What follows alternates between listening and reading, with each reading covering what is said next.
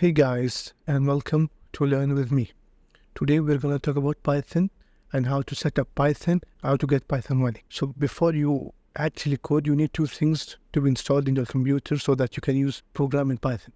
First thing is Python, of course. So you go to python.org, or you can just write Python. The first thing that comes up, you come to Python, you go to downloads, and you download the latest version.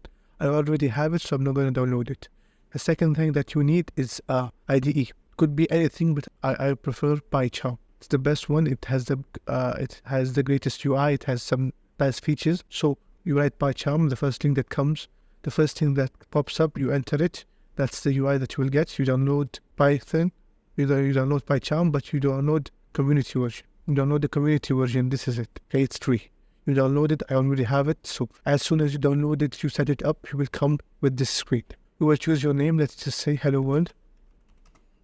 This is what you will be greeted by. We don't have to understand right now all of this. We erase it. We just write. So how do you print hello world? The basic syntax whenever you are starting a programming language is print hello world. You write print. That's very simple. And you put quotation marks because it's a string. We'll talk about it furthermore. You write hello world. And you run it. You will get hello world. So that's the basics of Python, how you download it, how you get it running, and how you write hello world. In the next video, we're going to talk about more Python syntaxes and more.